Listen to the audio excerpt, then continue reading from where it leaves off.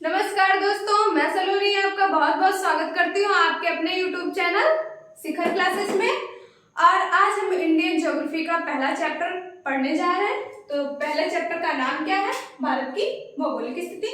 तो भारत की भौगोलिक स्थिति में हम ये जानेंगे कि भारत का विस्तार कहाँ से कहाँ तक है और भारत कहाँ स्थित है, और भी बहुत सारे टॉपिक हैं जो हम आज कंप्लीट करेंगे। तो देखिए, सबसे पहले तो हम जान लेते हैं ग्लोब में भारत कहाँ पर स्थित है। तो देख लीजिए यहाँ पे ग्लोब आपका, ग्लोब की जो आकृति है वो आपकी कुछ ऐसी होती है, ग्लोब की आकृति, ठीक है। अब ग्लोब के बीचों बीच से 0 डिग्री से जो रेखा गुजरती है उसे क्या बोलते हैं? भूमध्य रेखा। ये देखिए, ये 0 डिग्री से गुजरती है, इसे हम बोलते हैं भूमध्य रेखा। भूमध्य रेखा के 23.5 डिग्री नीचे से जो रेखा गुजरती है उसे हम बोलते हैं मकर रेखा।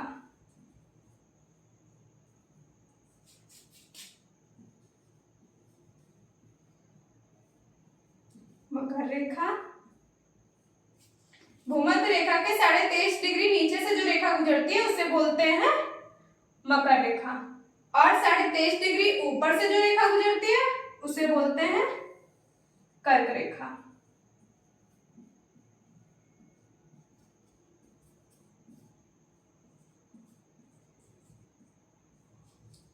अब देख लीजिए, आपका उत्तर तो इधर होता है ऊपर, दक्षिण जो होता है वो नीचे होता है। उत्तरी और दक्षिणी ध्रुव को मिलाने वाली रेखा को हम देशांतर रेखा बोलते हैं। ये हमारी हो गई देशांतर रेखा। भूमध्य रेखा को हम विषुवत रेखा भी बोलते हैं।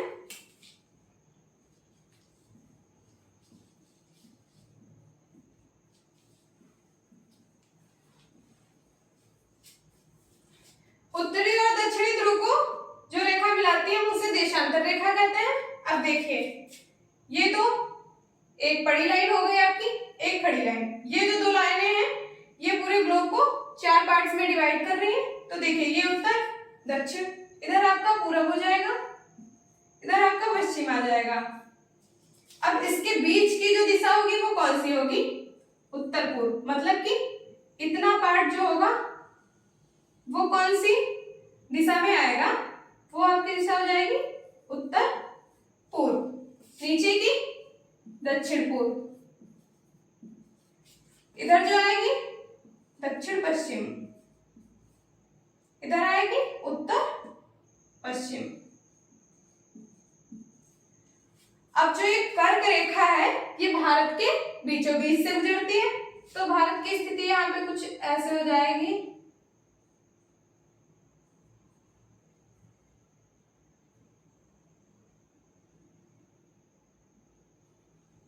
भारत की स्थिति कुछ ऐसे हो जाएगी यहाँ पे। तो भारत किस दिशा में हो जाएगा?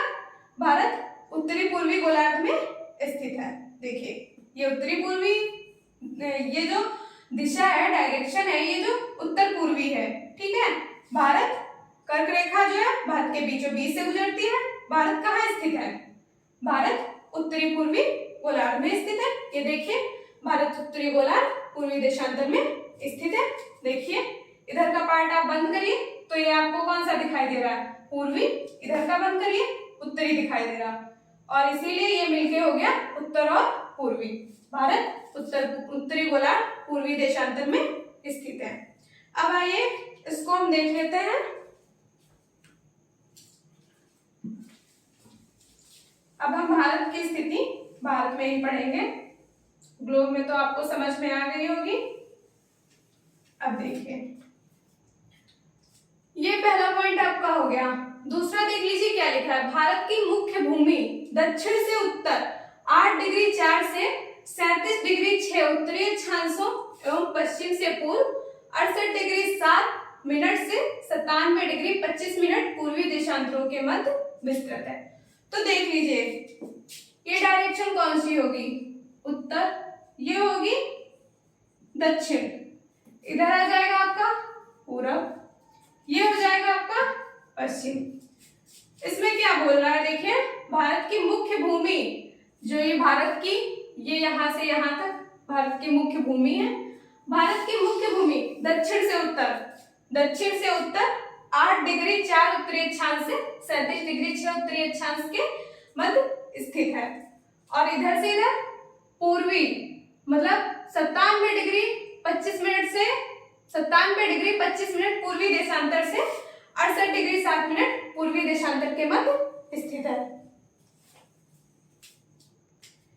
इधर देख लीजिए आप 68 डिग्री 7 मिनट से 97 डिग्री 25 मिनट पूर्वी देशांतर के मध्य विस्तृत है। एक बार फिर से पढ़ लीजिए। भारत की मुख्य भूमि दक्षिण से उत्तर 8 डिग्री 4 मिनट से 37 डिग्री 6 मिनट के मध्य तथा पूर्वी 68 डिग्री 7 मिनट पूर्वी देशांतर से 97 डिग्री 25 मिनट पूर्वी देशांतर के मध्य विस्तृत है। इधर देख लीजिए कौन सा पॉइंट आता है आपका, भारत का उत्तरतम बिंदु कौन सा है। मैंने बताया उत्तर ये है और भारत का उत्तरतम बिंदु पूछ रहा है, तो भारत का उत्तरतम बिंदु ये देखिए इंदिरा कॉल है। इंदिरा कॉल यहाँ पे लिख लीजिए आप।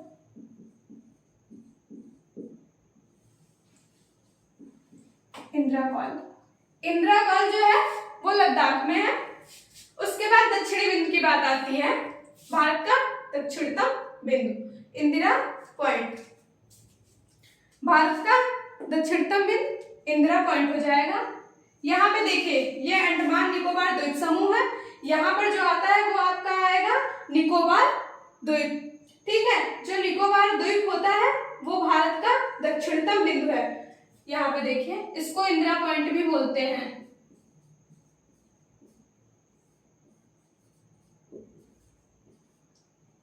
इंदिरा पॉइंट या इसको पार्सन पॉइंट भी बोलते हैं।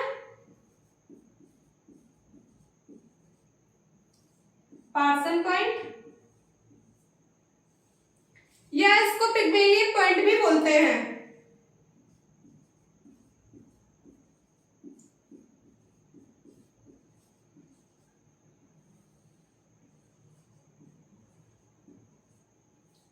ये तीनों नाम आपको याद रखने हैं क्योंकि आपके एग्जाम में कुछ भी पूछ सकते हैं। जो इसका नाम है वो है एक तो Indira Point, Pygmalion Point, Parson point.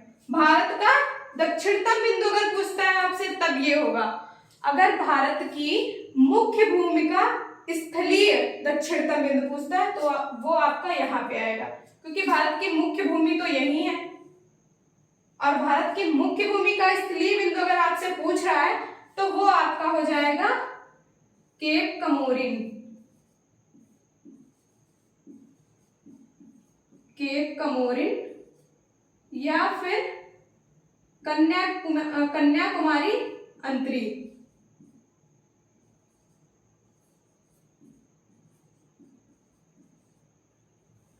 Kanyakumari अंतरीप। ठीक है, भारत की मुख्य भूमि का स्थलीय बिंदु जो है वो केप कमोरिन या कन्याकुमारी अंतरीप जो है वो तमिलनाडु में स्थित है। यहाँ पर आएगा, मैंने इसको इधर साइड लिख दिया है बट इसका जो पॉइंट है वो यहाँ पे आएगा और ये स्थित कहाँ है, तमिलनाडु में। अब पेपर में दो तरह से क्वेश्चन आ सकता है। एक तो यहाँ पे देखिए आपका पॉइंट लिखा हुआ है भारत का दक्षिणतम बिंदु। भारत का दक्षिणतम बिंदु आपसे पूछ रहा है तो आपको क्या बताना है, इंदिरा पॉइंट या पिग्मेलियन पॉइंट। जो भी उसमें दिया हो आपको ऑप्शन में जो भी मिल जाए, इंदिरा पॉइंट या पिग्मेलियन पॉइंट या पार्सन पॉइंट। अगर भारत की मुख्य भूमि का स्थलीय बिंदु पूछ रहा है या फिर भारत की मुख्य भूमि का दक्षिणतम बिंदु पूछ रहा है तो आपको क्या बताना है, केप कमोरिन या फिर कन्याकुमारी अंतरीप जो कि तमिलनाडु में स्थित है। अब बात कर लेते हैं भारत का पूर्वोत्तर बिंदु। पूर्वोत्तर बिंदु देख लेते हैं कहाँ पड़ेगा। भारत का पूर्वोत्तर बिंदु जो है वो अरुणाचल प्रदेश में पड़ेगा और उसका नाम क्या है, किबिथु।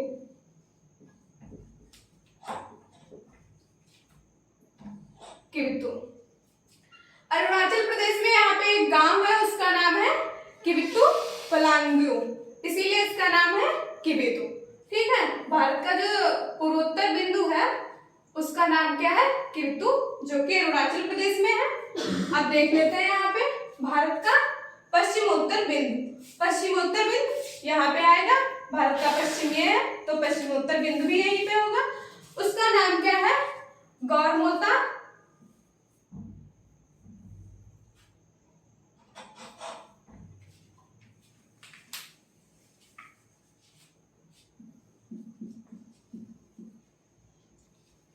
गौरमोती या गुहार माता।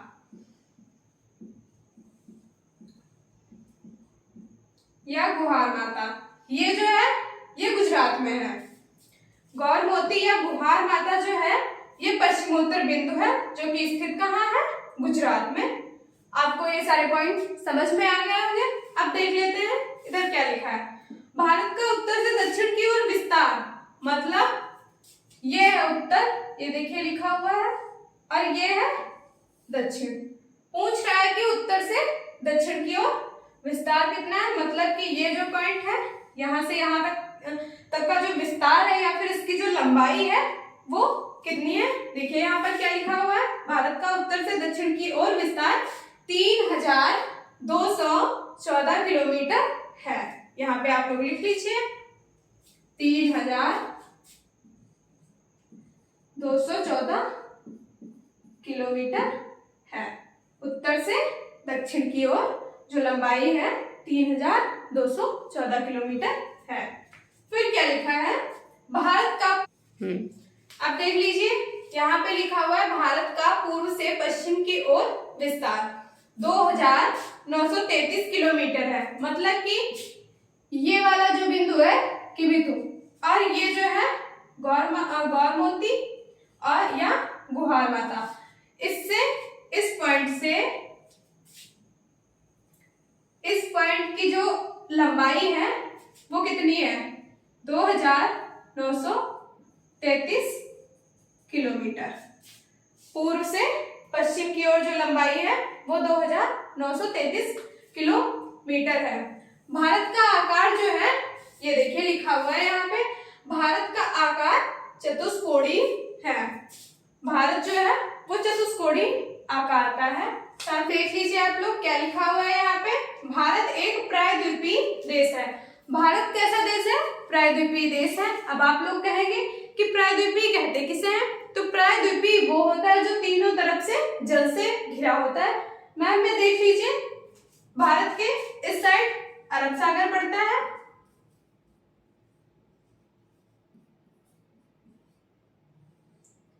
और भारत के पूर्वी साइड बंगाल की खाड़ी, बंगाल की खाड़ी है इधर। नीचे जो आपका दक्षिण ओर जो आता है वो आपका क्या होता है? हिंद महासागर।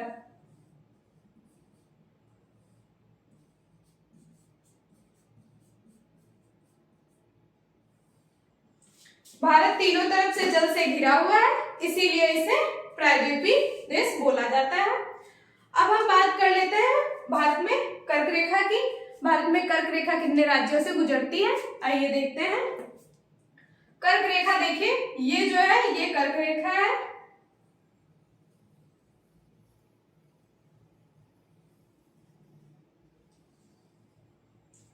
सबसे पहला राज्य आपका कौन सा आएगा? ये जो है ये होगा गुजरात।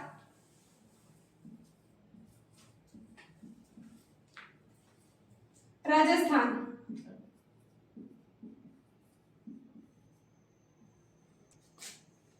पहला टोटल राज्य जो है वो 8 राज्य हैं जिनसे कर्क रेखा गुजरती है। तो पहला तो आपका गुजरात, दूसरा राजस्थान, देखिए नीचे से कट कर रहा है।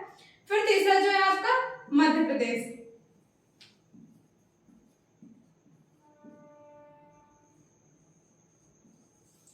मध्य प्रदेश के बाद ये कौन सा है? छत्तीसगढ़।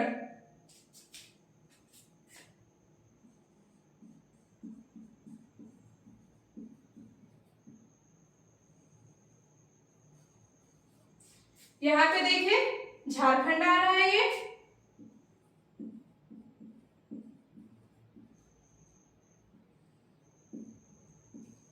झारखंड के बाद पश्चिम बंगाल,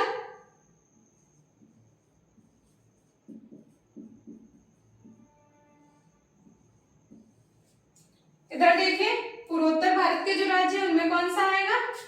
एक तो आपका त्रिपुरा, ये है त्रिपुरा,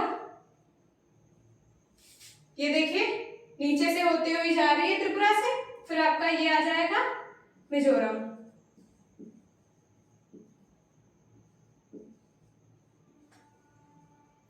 कर्क रेखा जो है वो 23.5 डिग्री से गुजरती है। अभी मैंने आपको जब ग्लोब बताया था भूमध्य रेखा के 23.5 डिग्री ऊपर से जो गुजरती है उसे कर्क रेखा कहते हैं, और ये वही कर्क रेखा है।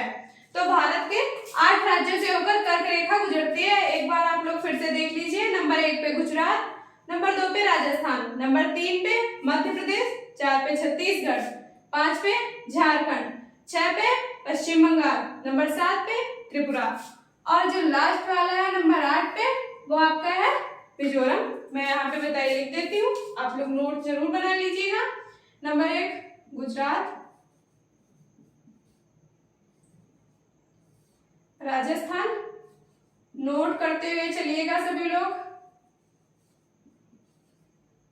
गुजरात, राजस्थान, मध्य प्रदेश, छत्तीसगढ़, झारखंड,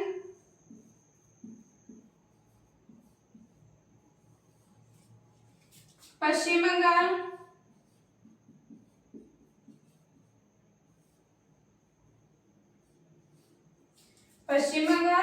त्रिपुरा, मिजोरम। टोटल कितने राज्य हो गए? 8। 1 2 3 4 5 6 7 8। इतनी बात हो गई आपकी कर्क रेखा की। अब देख लेते हैं कि ये क्वेश्चन आता है कि कर्क रेखा के ऊपर जो स्थित शहर है वो कौन सा है। तो वो एकमात्र जिला है ऐसा, या फिर आप उसे शहर भी बोल सकते हैं। वो कौन सा है? रांची है। और वो क्या है? एक राजधानी।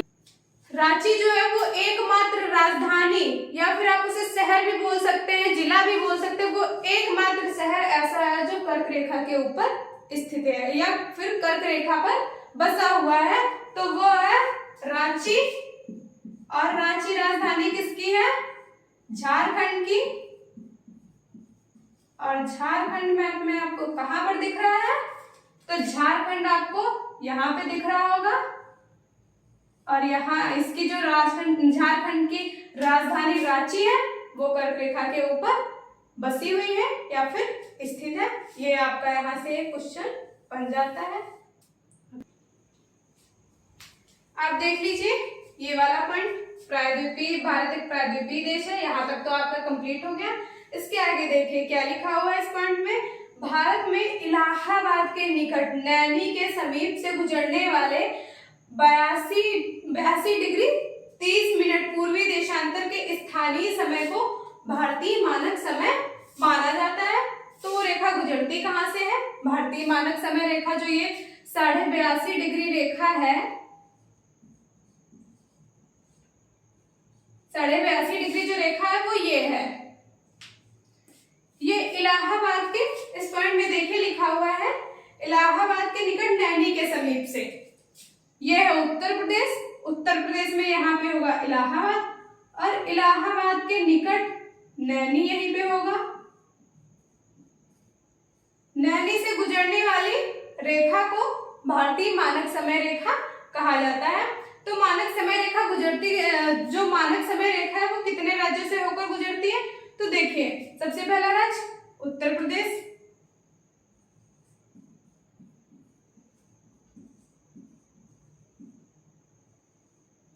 उसके नीचे ये देखिए मध्य प्रदेश से होकर जा रही है,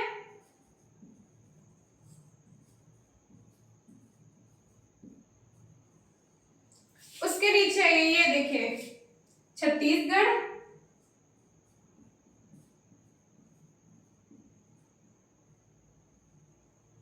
फिर देखिए ये क्या है? उड़ीसा,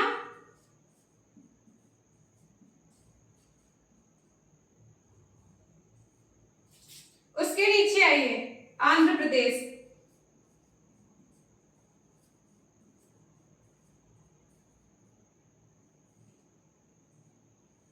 जो भारतीय मानक समय रेखा है वो 5 राज्यों से होकर गुजरती है।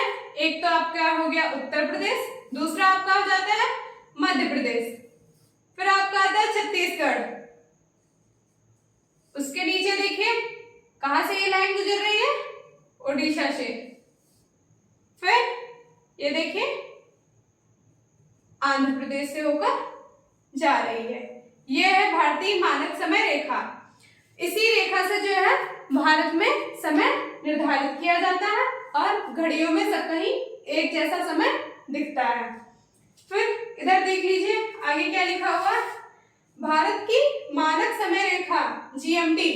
अभी आपका पेट का एग्जाम हुआ, उसमें क्वेश्चन आया था कि जीएमटी को क्या बोलते हैं। तो जीएमटी का फुल फॉर्म है ग्रीनविच मीन टाइम।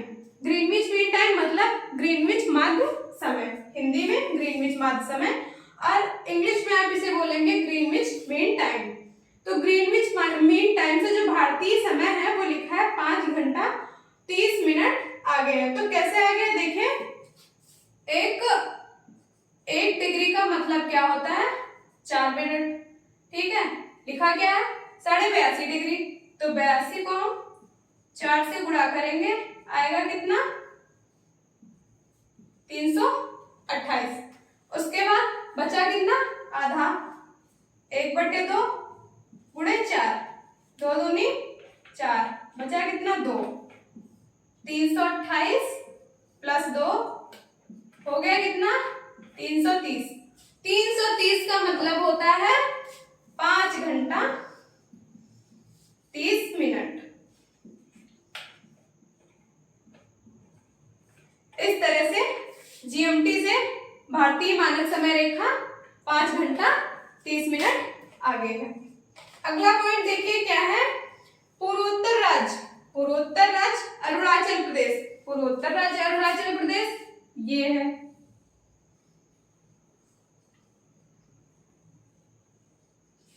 ये वाला है अरुणाचल प्रदेश। देखिए क्या लिखा है, पूर्वोत्तर राज्य अरुणाचल प्रदेश में सूर्योदय गुजरात की तुलना में, गुजरात तो ये है, गुजरात की तुलना में 2 घंटे पहले होता है। 2 घंटे पहले कहाँ होता है, अरुणाचल प्रदेश में। अरुणाचल प्रदेश ये है आपका।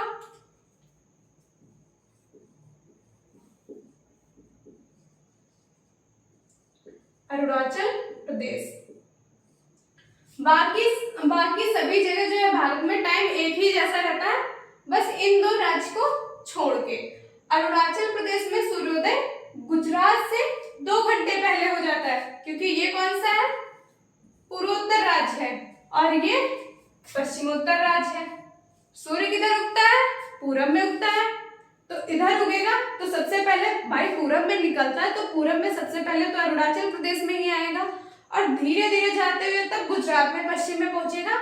इसलिए जो है गुजरात अरुणाचल प्रदेश में गुजरात की अपेक्षा 2 घंटे पहले ही सूर्योदय हो जाता है। बाकी सब जगह जो है आपका टाइम एक ही जैसा रहता है। इसकी वजह से ये जो भारतीय मानक समय रेखा है ये आप लोग अपने नोट्स में लिखिएगा जरूर और अच्छे से याद करिएगा।